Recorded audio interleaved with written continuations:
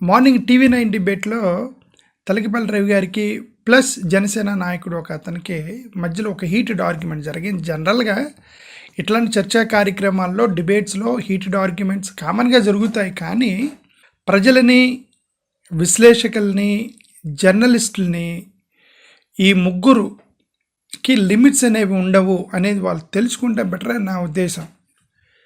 ఓటర్స్కి limits ఏమి ఉండవు.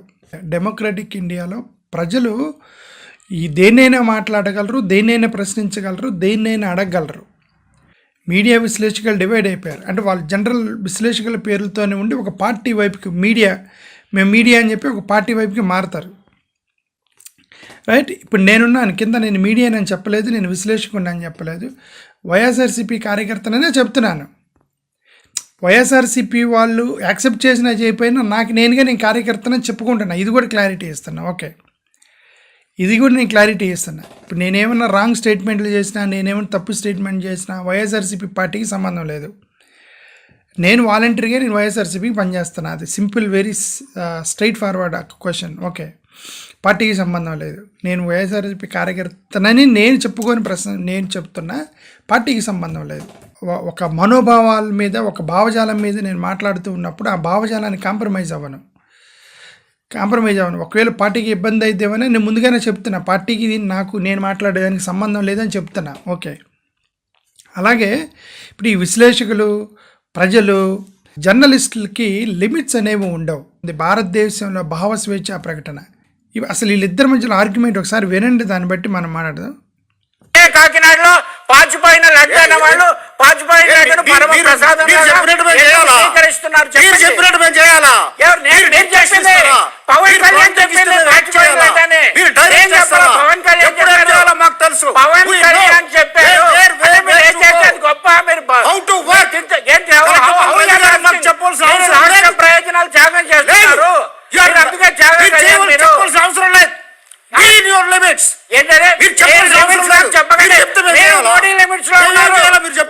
Chandrababu Jagan Modi limits లో ఉన్నారు. నాకేం లిమిట్స్ లేవు. నేను రాష్ట్ర ప్రజలు నాకేం లిమిట్స్ లేవు. మీకున్నాయి. మీకు మోడీ లిమిట్స్ ఉన్నాయి, మీకు 100 లిమిట్స్ ఉన్నాయి, పదవుల లిమిట్స్ ఉన్నాయి. చెప్పరేంటి మీరు? వాజ్పేయి లడ్డన్న చోట ఇప్పుడు ఎందుకు మాట్లాడరు? సరే, ఇక్కడ మ్యాటర్ ఏంటి అంటే వాళ్ళిద్దరి డిస్కషన్ ఏంటి అనేది దాని జోలికి వెళ్లకుండా జనసేన నాయకుడు అనేది మీరు మీ లిమిట్స్లో మీరు ఉండండి అని చెప్పి విశ్లేషకులకి చెప్పడం అనేది కరెక్ట్ కాదు. విశ్లేషకులకి లిమిట్స్ అనేవి ఉండవు, ప్రజలకి లిమిట్స్ అనేవి ఉండవు. రైట్. అదేవిధంగా మీడియా కూడా లిమిట్స్ అనేవి ఉండవు. లిమిట్స్ అంటే కాంట్రవర్షియల్ స్టేట్మెంట్స్ అది కాదు, ప్రశ్నించే దాంట్లో లిమిట్స్ అనేవి ఉండవు. ఏ పార్టీనైనా, ఏ నాయకుడినైనా, ఏ ప్రజా సంఘాలనైనా ప్రశ్నించగలిగినటువంటి కెపాసిటీ ముగ్గురికే ఉంది. వితౌట్ లిమిట్స్ ముగ్గురికే ప్రశ్నించగలిగిన కెపాసిటీ ఉంది. ఒకటి ప్రజలు భావస్వేచ్ఛ ప్రకటన ఆర్టికల్ ఇండియన్ కాన్స్టిట్యూషన్ని మనం అంత ఈజీగా విస్మరిస్తే ఎట్లా? వీ హ్యావ్ ఇండియన్ కాన్స్టిట్యూషన్లో భావస్వేచ్ఛ ప్రకటన. ఒక తప్పు జరుగుతున్నప్పుడు ఇది తప్పు ఎందుకు చేశారనేటువంటి ప్రశ్నించేటువంటి హక్కు ప్రజలకు ఉంది. అన్ఫార్చునేట్లీ ఇలా ప్రభుత్వాలను ప్రశ్నించిన వాళ్ళని, రైట్, అధికారం ఉన్న వాళ్ళని ప్రశ్నించిన వాళ్ళని ఏదో ఒక రూపాన పోలీస్ వ్యవస్థల్ని, న్యాయ వ్యవస్థల్ని మేనేజ్ చేసి ఈ ప్రశ్నించిన వాళ్ళ మీద కేసులు పెట్టడం, ప్రశ్నించిన వాళ్ళని తొక్కేయడం అని జనరల్గా జరుగుతున్నాయి. దేశమంతా జరుగుతుంది అది. Okay, but according to Indian constitution మనకి ప్రజలు అనేవాళ్ళు ప్రశ్నిస్తారు. ఏ పార్టీనైనా ప్రశ్నిస్తారు, ఏ నిర్ణయాన్ని ప్రశ్నిస్తారు. రాజకీయ నాయకులకి దానికి సమాధానం చెప్పుకునేటువంటి ఓపిక ఉండాలి. దానికి సమాధానం చెప్పుకునేటువంటి కెపాసిటీ ఉండాలి రాజకీయ నాయకులకి. అది లేదంటే ప్రజలకి మీరు సమాధానం చెప్పలేదని అర్థం. ఒకటి పాయింట్ నెంబర్ 1. పాయింట్ నెంబర్ 2, ప్రజలకి మీరు సమాధానం చెప్పాల్సిన ఆవశ్యకత ఉంది. రాజకీయ పార్టీలు అంటే ప్రైవేట్ లిమిటెడ్ కంపెనీలు కాదు. వీళ్ళు వ్యాపారాలు చేసి ఓట్లు సంపాదించట్లా. ప్రజలు స్వచ్ఛందంగా ఓట్లు వేస్తున్నారు. ఓకే, ప్రజలు స్వచ్ఛందంగా ఓట్లు వేస్తున్నారు. డబ్బులు తీసుకొని ఓట్లు వేస్తున్నారు అనేది అన్ని వర్గాల్లో జరగట్లేదు. పేదలే తీసుకుంటారు. గ్రామీణ ప్రాంతాల్లో కొద్ది పేదల డబ్బులు తీసుకొని వేస్తున్నారు తప్ప స్వచ్ఛందంగా ఓట్లు వేసే వాళ్ళు చాలామంది ఉన్నారు. ఓకే, దాన్ని మీరు వ్యాపారం చేసి మీరు మాకు 10 రూపాయలు ఇస్తే మేము ఓటేసి ఇది డెమోక్రసీలో అది జరగవు. డెమోక్రసీలో ప్రజలు స్వచ్ఛందంగా మిమ్మల్ని రిప్రజెంటేటివ్గా ఒక పార్టీని నమ్మి ఓట్లు వేస్తున్నప్పుడు పార్టీలు ప్రజలకి సమాధానం చెప్పాల్సిన అవసరం ఉంది. మీ లిమిట్స్లో మీరు ఉండండి, మేమేం చేయాలో మాకు తెలుసు, అది మా ఇష్టం అని అంటానికి లేదు. ప్రజలు ప్రశ్నిస్తారు, దాన్ని నువ్వు జస్టిఫై చేసుకోవాలి. నిర్ణయం కరెక్ట్ అయ్యి ఉండవచ్చు, పార్టీలు తీసుకునేటువంటి నిర్ణయాలు కరెక్ట్ అయ్యి ఉండవచ్చు, బట్ అది ప్రజలకు 100% మీరు జస్టిఫై చేయాలి. జస్టిఫై చేయకుండా మీ లిమిట్స్లో మీరు ఉండండి, మీరు మమ్మల్ని ప్రశ్నించడానికి మీరెవరు అని అన్నారు అంటే అర్థం ప్రజలకి లిమిట్స్ పెడుతున్నారు అంటే రాజకీయ నాయకులు అంటే అర్థం ఏంటంటే రాజకీయ నాయకులు సేవా దృక్పథంతో రాలేదు, అధికార దుర్వినియోగం చేసుకోవాలనే ఉద్దేశంతో రాజకీయాల్లోకి వచ్చారని అర్థం. రాజకీయాల్లోకి వచ్చే వాళ్ళల్లో 4-5 రకాలు ఉంటారు. నిజంగా ప్యూర్గా సోషల్ సర్వీస్ చేద్దామని వచ్చే వాళ్ళు ఉంటారు. మాలంటే మా ఎయిమ్ ఇదే, కమ్యూనిటీకి ఏదో ఒకటి చేద్దామనే ఉద్దేశంతోనే నేను ట్రై చేస్తున్నాను.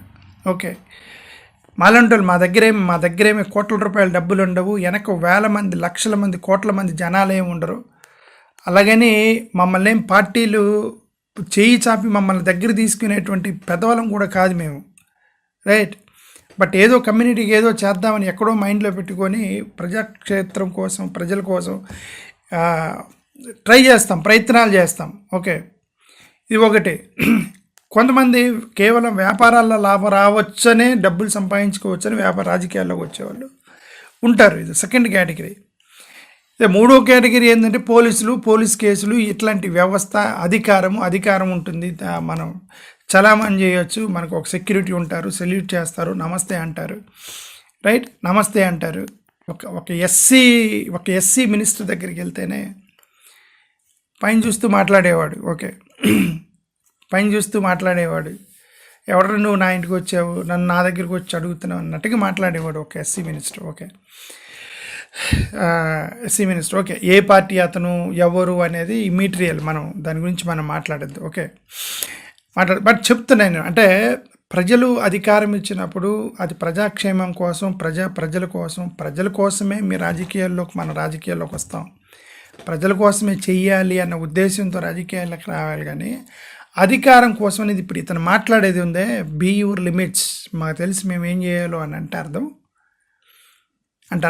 మీరు ప్రైవేట్ లిమిటెడ్ కంపెనీ అయితే మీ ఇష్టం వచ్చింది చేసుకోవచ్చు, మీకు నష్టం వచ్చినా లాభం వచ్చినా మీకు ఓకే. బట్ మీరు ప్రజా రిప్రజెంటేటివ్స్, ఒక political party private limited company కాదు.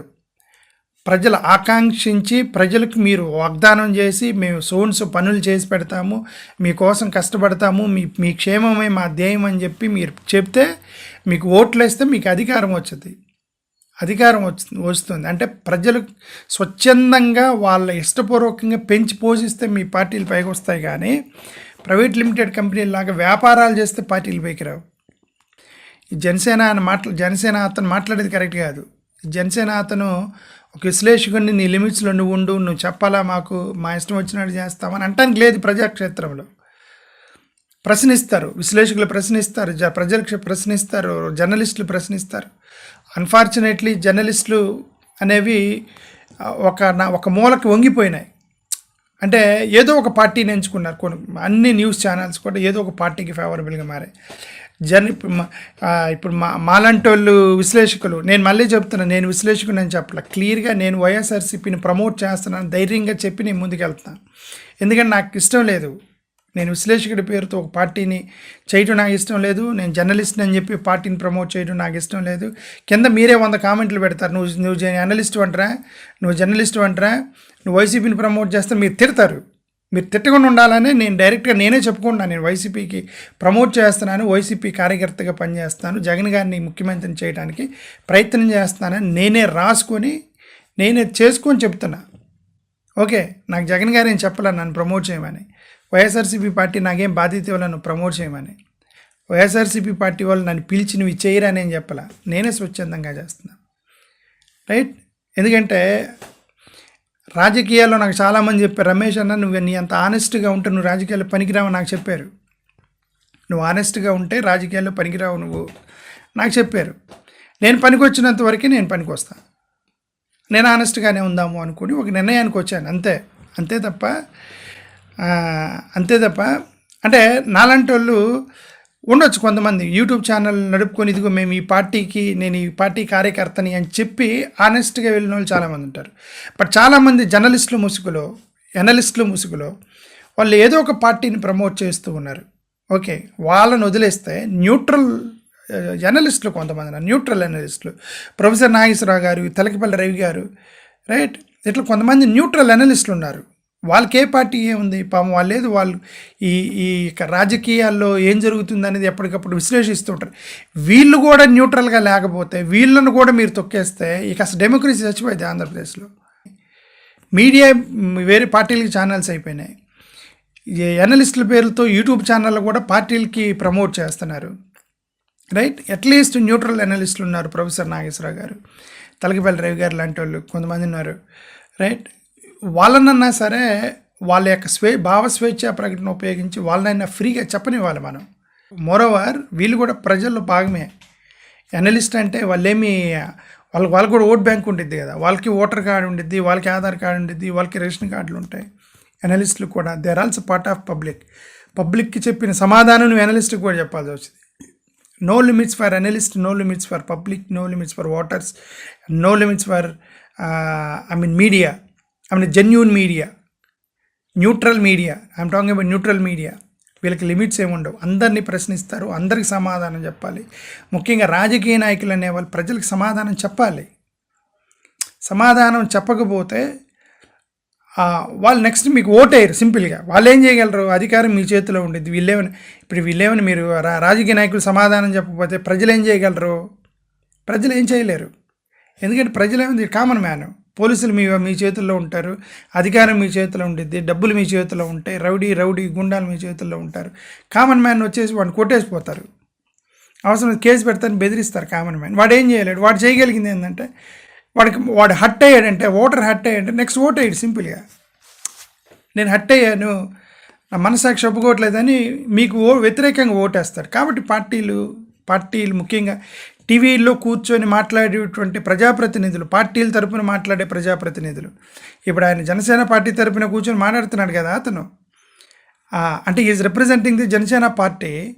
అసలుకే జనసేన పార్టీ ప్రశ్నించేటువంటి గొంతు కోసం అని నేను ప్రశ్నించే గొంతుని, ప్రశ్నించే ముక్కుని, నోరుని అని చెప్తున్నాడు కదా పవన్ కళ్యాణ్ గారు. మరి అలాంటప్పుడు తలకిపల్లి రవి గారు ప్రశ్నించి దానికి సమాధానం చెప్పలేక నువ్వు లిమిట్స్లో నువ్వు ఎవరైనా ప్రశ్నించడానికి అనే మాట రాజకీయ నాయకులు తొందరపడి రాకూడదు.